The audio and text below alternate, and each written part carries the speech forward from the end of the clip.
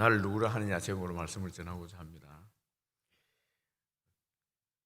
예수님께서 음, 어저께 읽은 본문에 가면은 어, 배를 칠병이어 기적을 일으키고 배를 타시고 제자들과 가시면서 이 바리새인과 헤롯의 누룩을 주의하라고 말씀하셨습니다. 그러자 제자들이 이해를 못했습니다. 헤롯 누룩이란 단어를 듣고 떡이라고 생각했습니다. 떡. 그래서 주님께서 제자들을 향해서 이 마음이 둔한 자들이라고 했습니다. 이 물고기 2마리, 떡 5개로 5천 명을 먹이고 이 물고기 2마리, 떡 7개로 4천 명을 먹인 것을 기억하지 못하느냐고 이 마음이 둔한 자들이라고 하며 하나님께서 예수님께서 그들에게 베푼 이를 기억해라고 이렇게 했습니다. 그리고 소경의 눈을 띄어줍니다. 우리가 생각해 볼 때 마음이 둔하면은 이 눈으로 보고 귀로 들어도 이해하지 못하고 또 해석을 하지 못하는 것입니다. 우리가 눈으로 보고 귀로 듣는다고 하지만 실질적으로 우리가 보고 들은 것을 마음으로 해석해서 재해석해서 보고 재해석해서 듣게 됩니다. 우리 눈에 이 마음을 둔하게 하는 가장 큰 이유가 이 떡 문제입니다. 떡 문제. 제자들이 예수님과 함께 다니면서도 늘 생각했던 것은 떡 문제인 것 같아요. 그래서 헤롯과 바리새인의 누룩을 조심하라. 이 말을 듣고 누룩이란 단어만 들어도 떡이라고 생각해서 자기들에게 떡 하나밖에 없는 걸 보시고 예수님께서 걱정하시는가 보다. 이렇게 수군거렸습니다. 신앙생활 하지만 늘 이 떡 문제를 가지고 있는 거예요. 저희들도 마찬가지입니다. 신앙생활 하지만 먹고 사는 문제, 이 떡 문제가 늘 있습니다. 그래서 이 문제를 해결하지 않으면은 여러분 예수님 가시는 길을 제대로 따라갈 수가 없습니다. 예수님께서 그래서 이 문제를 가지고 계속해서 지적을 하셨어요. 지난 시간에 한 건데 예수님께서 이렇게 말씀하셨습니다. 너희가 어찌 떡이 없으므로 수군거리느냐? 아직도 알지 못하며 깨닫지 못하느냐? 너희 마음이 둔하냐? 너희가 눈이 있어도 보지 못하며 귀가 있어도 듣지 못하느냐? 또 기억하지 못하느냐? 내가 떡 5개를 5천 명에게 떼어줄 때에 조각 몇 바구니를 거두었느냐? 또 7개를 4천 명에게 떼어줄 때에 조각 몇 광주리를 거두었느냐? 아직도 깨닫지 못하느냐? 우리가 마음이 둔한 것, 떡 문제 이것을 해결하기 위한 가장 좋은 방법은 주님이 과거 우리에게 베푼 것들을 기억하는 것입니다. 지금까지 우리가 먹고 살고 이 자리에 앉아서 하나님 섬기는 것은 다 주님께서 은혜를 베푸신 것입니다.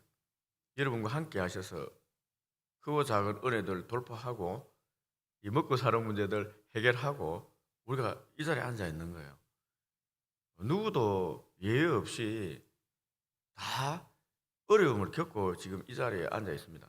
그 중에 하나님이 함께 하는 것들 경험하고 고백하는 경험이 있습니다. 근데 그것을 늘 잊는 것입니다. 잊고 있는 것입니다. 우리가 이 출애굽할 때 이스라엘 민족이 구름 기둥과 불 기둥으로 늘 함께 하시는 하나님을 경험하면서도 하늘의 만나를 늘 먹으면서도 늘 하나님께 불평했습니다. 먹을 것, 입을 것 하나님께 다 챙겨 주시면서도 그렇게 살아가면서도 부족하다고 늘 하나님께 불평하고 원망했습니다. 잊어버리는 거예요. 그 은혜를. 그와 동일합니다. 그래서 이 먹고 사는 문제를 해결하지 않으면 하나님 일을 할 수가 없습니다. 잘. 예수님께서 제자들을 데리면서 여러 가지 기적과 이사를 보이면서 하나님께서, 주님께서 먹고 살 것 다 책임지신다는 분명한 그런 메시지를 계속 주고 있는 겁니다. 그들이 경험 속에 스스로 생각하게 하고 판단하게 하고 이것을 내려놓고 이 주님을 따를 수가 있느냐 없느냐 계속해서 지금 제자들에게 몸으로 경험하게 하고 또 입으로 고백하도록 삶으로 가르치고 있는 것입니다. 그래서 늘 같이 데리고 다니는 겁니다. 제자 훈련의 기본은 여러분 함께 가는 겁니다. 이 책상에서 가르쳐서 나는 이런 분이야. 나는 이렇게 할 수 있어. 나는 어떤 존재야. 이 가르치는 것 여러분 한 30분 정도 기억이 나겠지만 다 날아가 버립니다.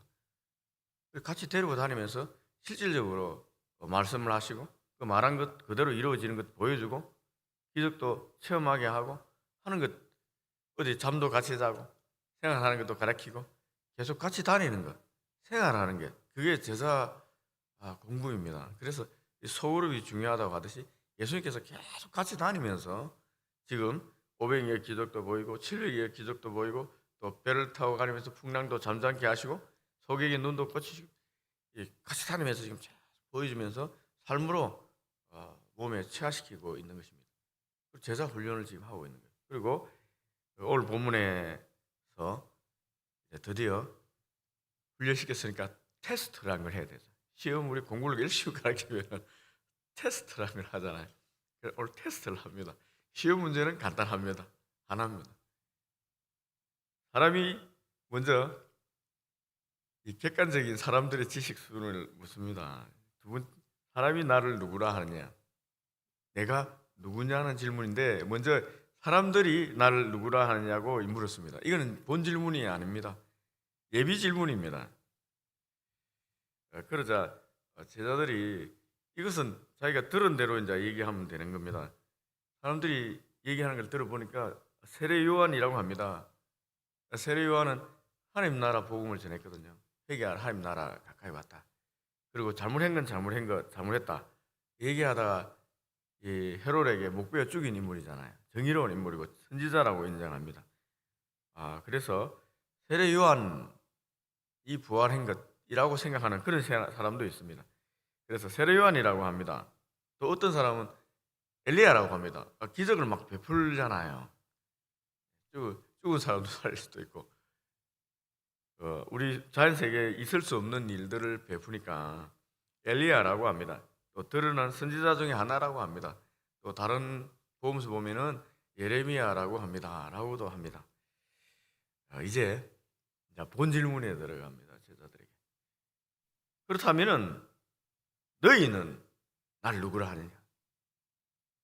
여러분 한번 대답해 보세요. 여러분에게도 동일한 질문을 합니다. 저에게도 사실은 이 질문을 동일하게 왔습니다. 너희는 나를 누구라 하느냐? 이 질문 여하에 따라서 우리의 삶이 결정이 납니다.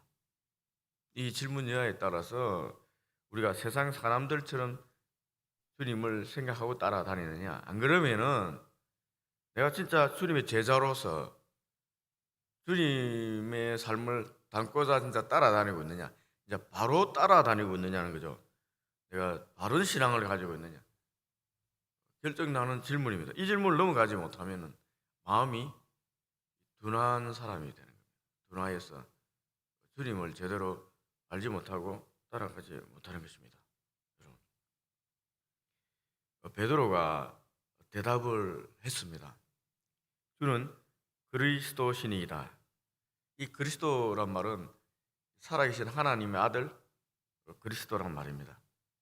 그러니까 주님은 하나님의 아들이요 이 땅에 우리를 구원하러 오신 참 그리스도라고 고백을 한 것입니다.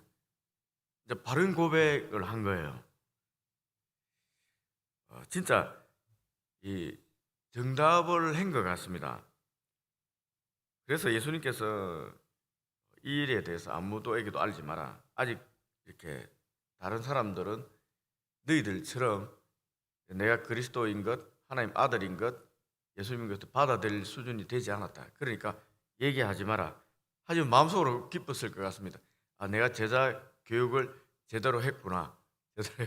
이제 나에 대해서 분명히 아니까 나의 사명을 공유해야 되겠다. 나의 길을 같이 가자고 해야 되겠다라고 해서 처음으로 제자들에게 사명에 대해서 얘기합니다. 31절입니다. 인자가 많은 고난을 받고 장로들과 대제사장들과 서기관들에게 버림받아 죽임을 당하고 사흘 만에 살아나야 할 것을 비로소 그들에게 가르치시되 드러내놓고 이 말씀을 하시니, 처음으로 드러내놓고 제자들에게 이제 십자가의 길을 가겠다라고 얘기하신 것입니다. 십자가에서 죽고 3일 만에 부활할 것이다. 내가 그리스도의 길을 이제 가기 위해서 이 땅에 왔다라고 얘기한 거예요. 우리가 먹고 사는 문제, 마음이 둔하여지는 이 문제를 모두 돌파해야지 이 질문 앞에 설 수 있고, 그 다음에 주님이 말씀하신 십자가 복음 앞에 설 수 있는 거예요. 이거는 제자로서 사명을 감당하는 것입니다. 구원받고 믿으면 구원받고, 이 구원의 문제와 또 다른 차원의 얘기입니다. 제자 훈련을 시켰잖아요. 여러분들도 지금 수십 년 동안 또 주님의 말씀을 믿고 제자 훈련을 하고 지금 이 자리에 앉아 있습니다. 그러나 여러분들도 이 질문 앞에 설 때가 있습니다. 자주. 언제가 그렇습니까? 언제 자주 서겠습니까? 내 신앙이 갈등될 때 그렇습니다. 그리고 내가 주님의 부르심에 흔들릴 때가 그렇습니다. 내가 분명히 첫 믿을 때 내가 주님에게 헌신하겠다 결단을 했는데 내 삶이 둔하여지는 거야. 우리 삶이.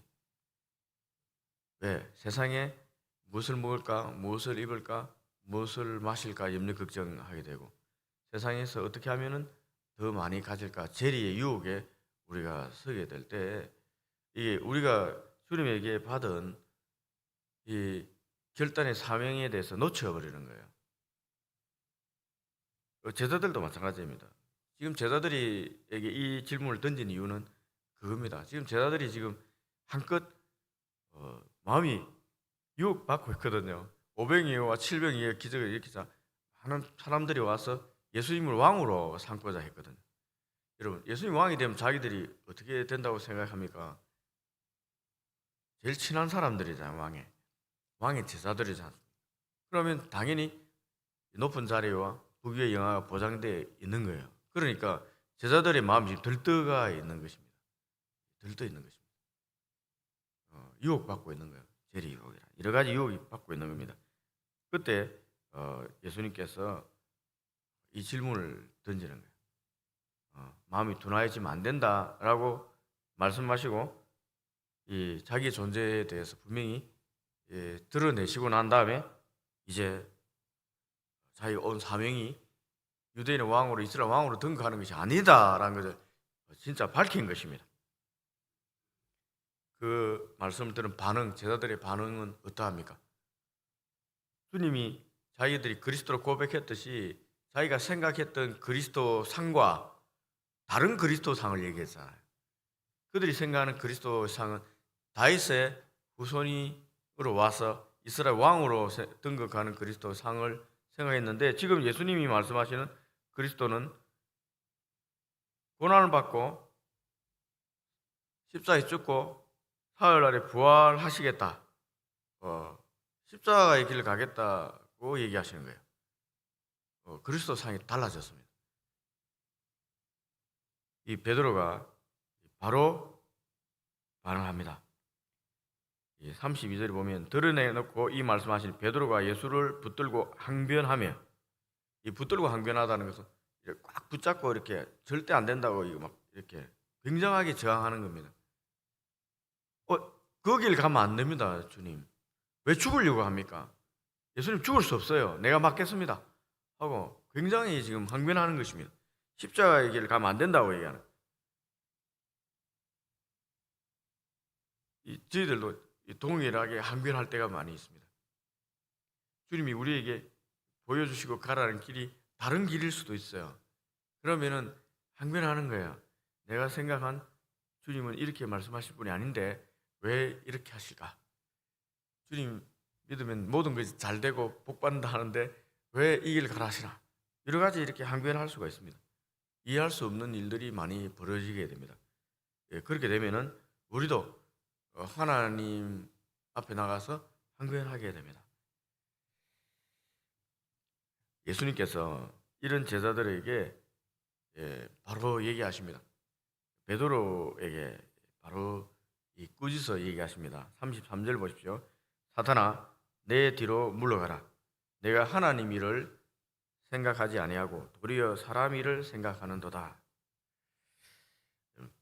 결국은 우리가 신앙할 때 십자가의 길을 거부하고 주님의 길을 가지 못하는 것은 사람의 일을 생각한다는 겁니다.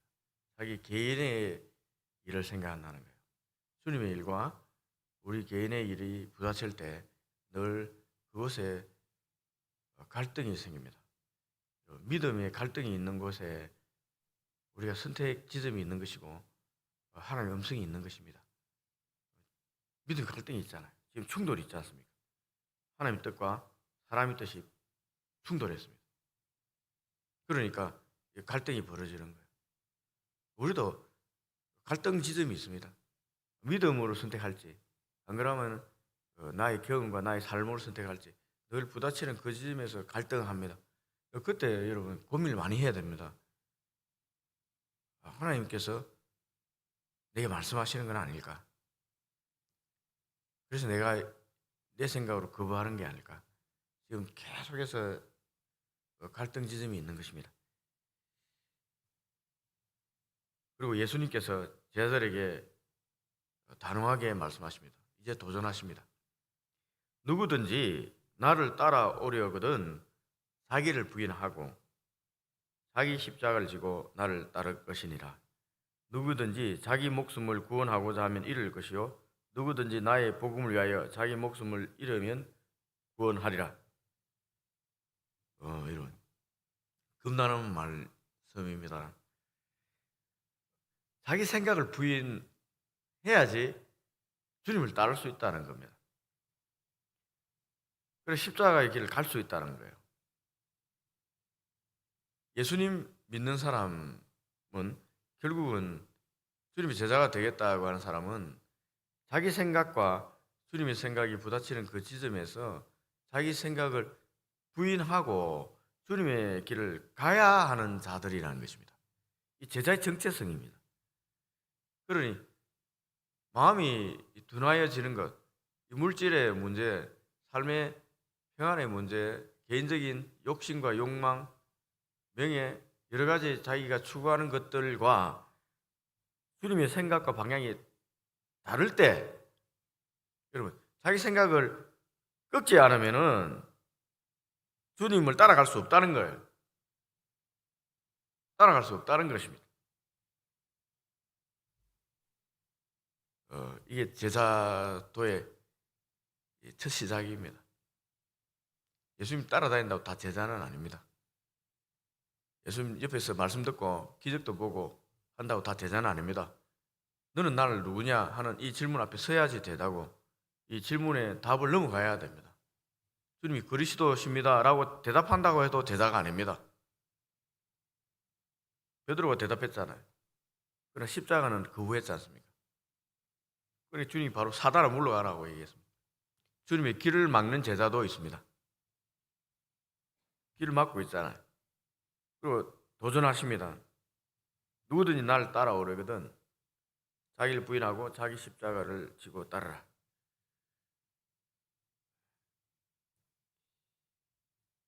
우리가 이게 이제 가치관일 수도 있고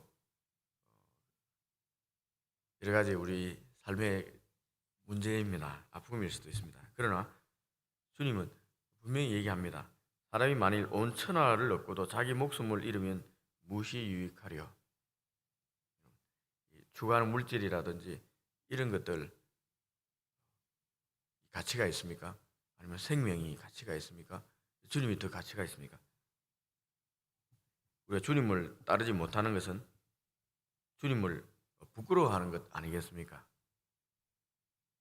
예수 믿고 따르면 좀 가난해지고 예수 믿고 따르면 좀 없어 보이는 삶을 살 수밖에 없을 것 같고 그래서 조금 내려놓고 세상 것을 추구하는 것 아닌가 생각이 듭니다. 말씀을 맺겠습니다. 오늘 새벽에 저희들의 앞에서도 주님께서 도전하시고 말씀하십니다. 너희는 나를 누구라 하느냐? 지금까지 너희들 잘 따라왔으나 우리가 다시 한번 점검해 봐야 되겠다라고 말씀하시는지도 모르겠습니다. 여러분, 이 대답을 한번 새벽 기간에 한번 해보십시오.